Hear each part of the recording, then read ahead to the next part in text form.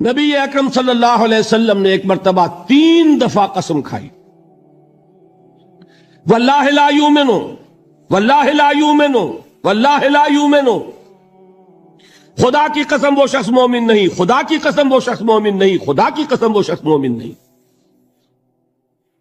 واقعہ یہ ہے کہ ہم تصور نہیں کر سکتے کہ صحابہ کیسے لرز گئے ہوں گے، کانپ اٹھے ہوں گے، کون وہ بدبخت ہے، کون وہ شقی ہے جس کے بارے میں اللہ کے رسول 3 دفعہ قسم کھا کر فرما رہے ہیں کہ وہ صاحب ایمان نہیں۔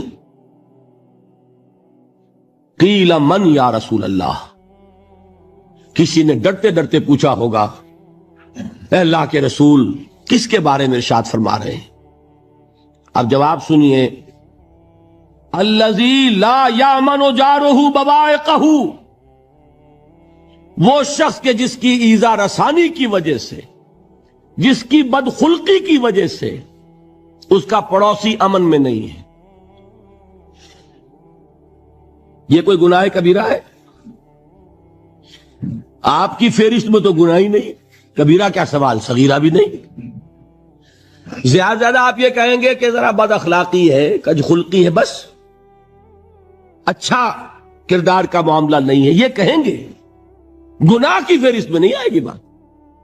کبیرہ بہت بڑی شے ہے، لیکن اس پر اللہ کے رسول نے 3 دفعہ قسم کھائی، ایمان نہیں ہے، ہرگز نہیں ہے، خدا کی قسم نہیں۔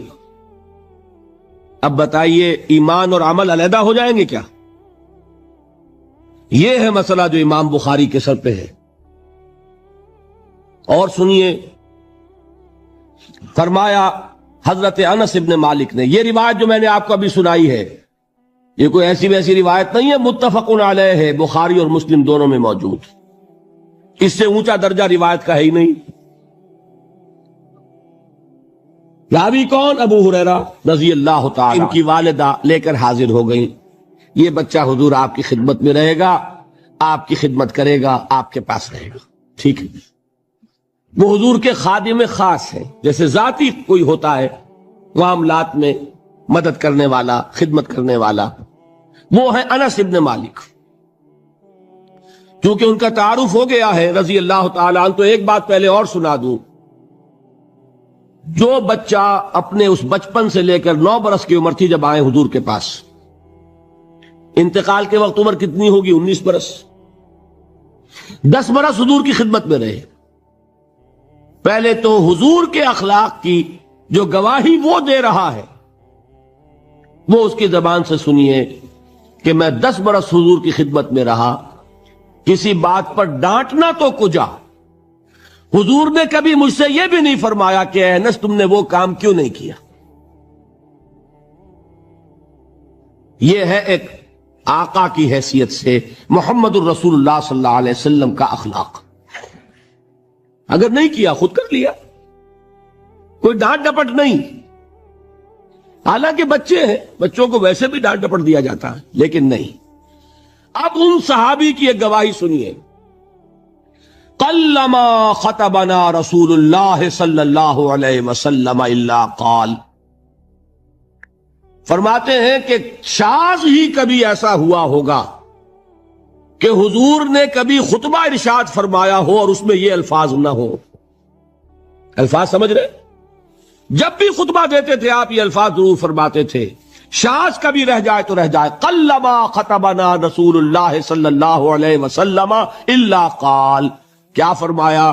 لا ایمان لمن لا امانت لہ ولا دین لمن لا عہد لہ، جس شخص میں امانت داری نہیں اس کا کوئی ایمان نہیں، جس میں ایفاء عہد نہیں اس کا کوئی دین نہیں۔ بنا پھرتا ہو وہ دیندار، بنا پھرتا ہو وہ صاحب ایمان اور امتی حضور کا، امانت داری نہیں تو ایمان نہیں، ایفاء عہد نہیں تو دین نہیں۔ کس کا فرمان ہے؟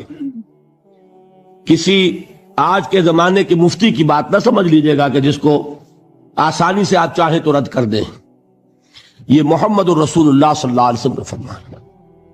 اور سنیے پھر ایک متفق علیہ روایت، بخاری اور مسلم کی، راوی پھر کون ہے؟ ابو ہریرہ رضی اللہ تعالیٰ عنہ۔